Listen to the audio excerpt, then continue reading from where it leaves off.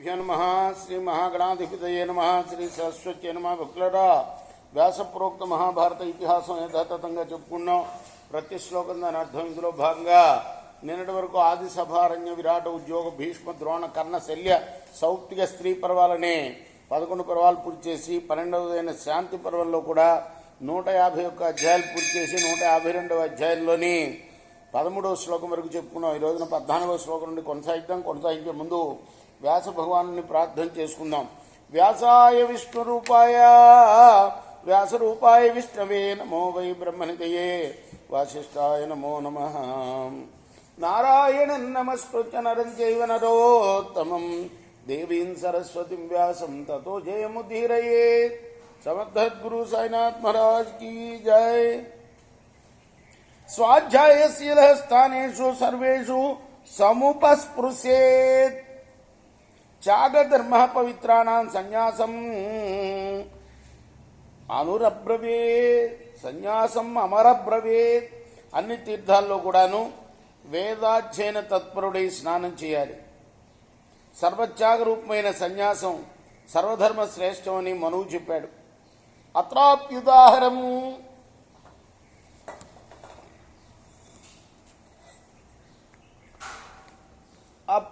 అత్రాప్యుదాహరంతి మాగాదా సత్యవతా కృత యథా కుమార సత్యో వై నైవ పుణ్యో నా పాపకృత. ఈ విషయంలో కూడాను సత్యవంతుడు చెప్పిన గాథలను ఉదాహరిస్తాను. రాగద్వేషాలు లేకపోవడం వల్ల బాలుడు సత్యపరాయణుడే అవుతాడు. అతడు పాపం చేయడు, పుణ్యం చేయడు. ప్రతి శ్రేష్ఠ వ్యక్తి కూడా ఇలాగే ఉండాలి. నహ్యస్తి సర్వభూతేషు దుఃఖమస్మిత్ కుతః సుఖం ఏవం ప్రకృతిభూతానాం సర్వ సంసర్గయాయినాం త్యజతాం జీవితం శ్రేయః నివృత్తే పుణ్యపాపకే. ఈ లోకంలో సర్వప్రాణుల్లో దుఃఖమే లేనప్పుడు సుఖం ఎక్కడ ఉంటుంది? అన్ని విధాలైన సంసర్గ దోషాలను గ్రహించి వాటిని అనుసరించి ప్రవర్తించే ప్రకృతిస్థ ప్రాణులకే సుఖదుఖాలు ధర్మం అవుతాయి. అహంకార మమకారాలతో పాటు సర్వస్వం త్యజించిన వారికి, పుణ్యపాపాలు తొలగిన వారికి జీవితం మంగళప్రదం అవుతుంది. యత్వేన రాజ్ఞో జాయిష్టం కార్యాణం తద్బ్రవీమతే బలేన సంవిభాగశ్చ జయస్వర్గం జనేశ్వర యస్యైవ పరమోజస్య సధర్మస్య ప్రభుర్నరః. రాజేంద్ర, ఇప్పుడు రాజకార్యాల్లో శ్రేష్టమైన దాన్ని వివరిస్తాను. నువ్వు ధైర్యం గల బలంతో దానంతో స్వర్గాన్ని జయించు. బలపరాక్రములు గల మనుష్యులే ధర్మాచరణలో సమర్థులవుతాడు సుమా. బ్రాహ్మణానాం సుఖార్థం హి త్వం పాహి వసుధాన్ నృప యథైవైతాన్ పురాక్షైప్సి తథైవైతాన్ ప్రసాదయ. నువ్వు బ్రాహ్మణులకి సుఖాన్ని కలిగించడానికే భూమండలాన్ని పాలించు. పూర్వం నువ్వు బ్రాహ్మణులను ఆక్షేపించిన రీతిగానే ఇప్పుడు వారిని అందరినీ నీ సత్ప్రవర్తనలతో ప్రసన్నులను చేసుకో. అపి దృక్కయమానాపి త్యజ్యమానోప్యనేకథ ఆత్మనో దశనాత్ విప్రాన్ నహంతాస్మీతి మార్గయ ఘటమానః స్వకార్యేషు కురు నిశ్రేయసం పరం. వారు ఎన్నిసార్లు నిందించినా సరే, ఎన్నిసార్లు చీకొట్టినా సరే వారి పట్ల ఆత్మదృష్టిని ఉంచి ఇంకా నేను బ్రాహ్మణులను సంహరించను అని నిశ్చయించుకో. నీ కర్తవ్యాల్లో పూర్తిగా నిమగ్నుడివై సమధికమైన మంగళాలను సాధించుకో. హిమాగ్నిఘోర సదృశ రాజా భౌతికశన రాంగలాస నికల్పోవా భవేదవ్య పరంతప. ఒక రాజు మంచులాగా చల్లగా ఉంటాడు, అగ్నిలాగా తీవ్రంగా మరొక రాజు ఉంటాడు. ఇంకోడు యమునులాగా గుణదోషణ విచారణ చేస్తాడు. నాగల్లాగా దుష్టులను వ్రేళ్లతో పెకలించేవాడు ఇంకొకడు. వేరొకడు పిడుగులాగా హఠాత్తుగా దుష్టుల మీద పడతాడు.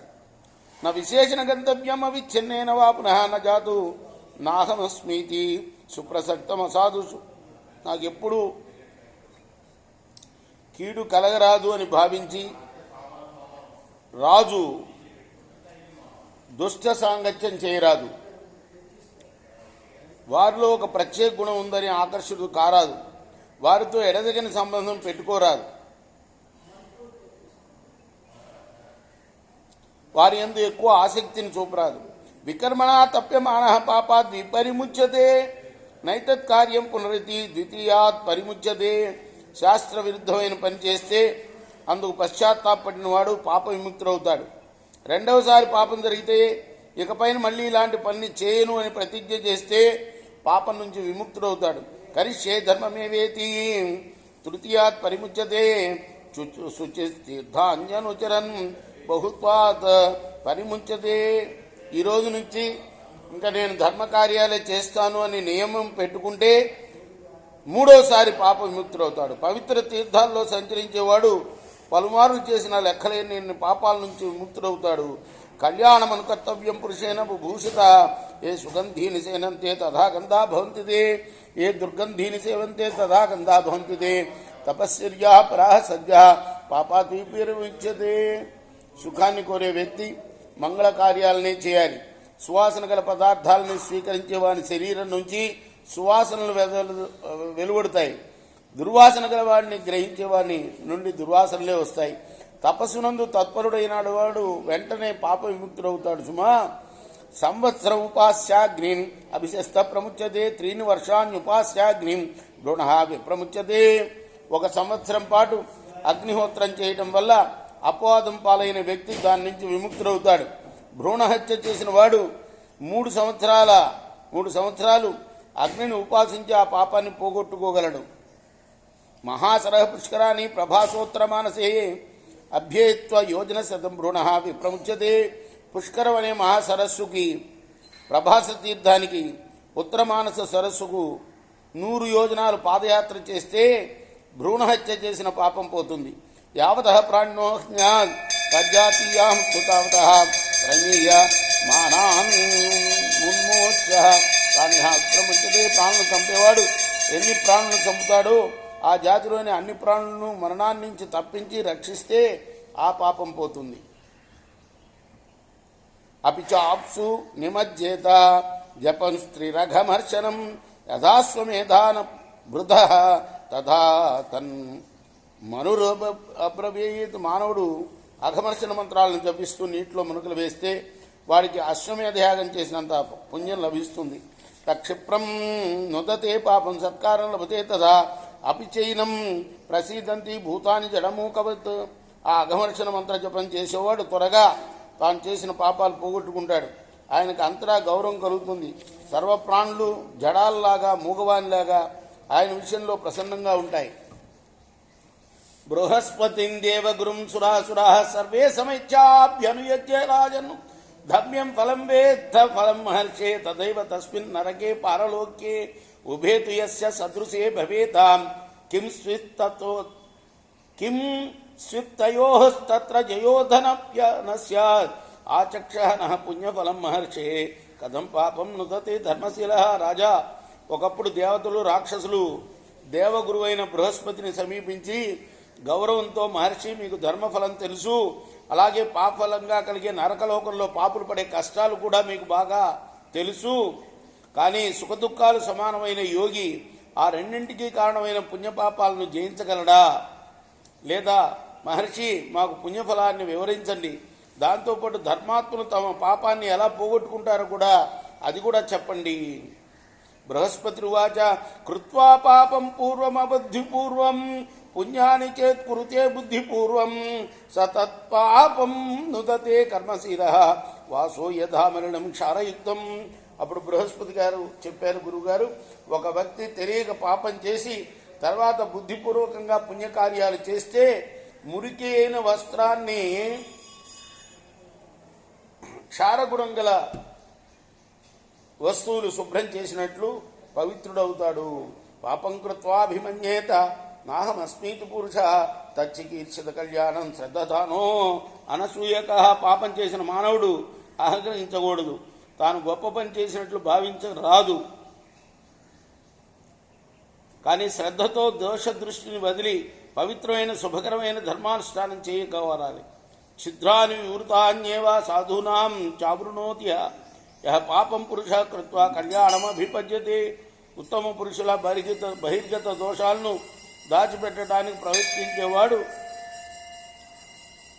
పాపం చేసి ఆ పని వదిలిని మంచి త్రోవన వెళ్ళేవాడు పాపరహితులు అవుతారు. అంటే ఎప్పుడు కూడా ఉత్తమ పురుషుల్లో తప్పులు వెతికి ఆ తప్పులు ప్రచారం చేయడానికి ప్రయత్నం చేయకూడదు, మహాపాపం అది.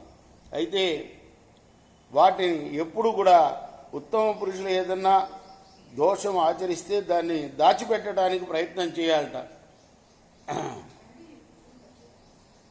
అలానే ఆ ఏదన్నా పాపం చేసి ఆ పాపాన్ని వదిలి మంచితోన వెళ్ళేవాడు వీళ్ళిద్దరూ కూడా పాపరహితులవుతారు. యథాదిత్య ప్రాతరుజ్యంతమ సర్వం వ్యపోహతి కళ్యాణమాచరణేవం సర్వపాపం వ్యపోహతి. పొద్దునే ఉదయించిన సూర్యుడు చీకటిని పోగొట్టినట్టుగా మంచి పనులు చేసేవాడు సర్వపాపాలను పోగొట్టుకుంటాడు. భీష్మవాచ ఏవ ముక్త్వాతు రాజానాం ఇంద్రోతో జనమేజయం యాజయామాస విద్వద్ వాజమేధేన సౌంక. భీష్ముడు అన్నాడు, ఈ రీతిగా సౌనకుడైన ఇంద్రోతముని జనమేజయరాజుకు చెప్పి, ఇంద్రోతముని ఆయన పేరు, సౌనకుడు, ఆయన సౌనక వంశానికి చెందిన జనమేజయరాజుకు ఆ విధంగా చెప్పి ఆయన చేత యథావిధిగా అశ్వమేధయాగం చేయించాడు. తతః స రాజా వ్యపనీత కల్మష శ్రేయోవృత ప్రజ్వలితాగ్నిరూపవాన్ వివేశరాజ్యం స్వమమిత్రకర్షణ యథాదివం పూర్ణవ పుణ్యశేఖర. దీనివల్ల జనమేజయుడు పాపం తొలగి జ్వలించి అగ్నిలాగా ప్రకాశించాడు, సర్వ విధాల శ్రేయస్సు పొందాడు. పూర్ణచంద్రుడు ఆకాశంలో ప్రవేశించినట్లు శత్రునాశకుడైన జనమేజయుడు తన రాజ్యంలో ప్రవేశించాడు. ఇది శ్రీ మహాభారతే శాంతి పర్వణి ఆపద్ధర్మ పర్వణి ఇంద్రోత పారీక్షితీయే ద్విపంచాశత్ అధిక శతమోధ్యాయ. ఇది మహాభారత ఇతిహాసంలోని శాంతి పర్వంలోని 52వ అధ్యాయం. రేపు 53వ అధ్యాయం ప్రారంభం చేద్దాం. కృష్ణార్పణమస్తు. సాయి కృష్ణార్పణమస్తు. స్వస్తి ప్రజాభ్య పరిపాలయంతాం న్యాయన మార్గేణ మహిమహి చ గో బ్రాహ్మణేభ్యः శుభమస్తు. లోకా సమస్తా సుఖినో భవంతు. కృష్ణార్పణమస్తు. సాయి కృష్ణ.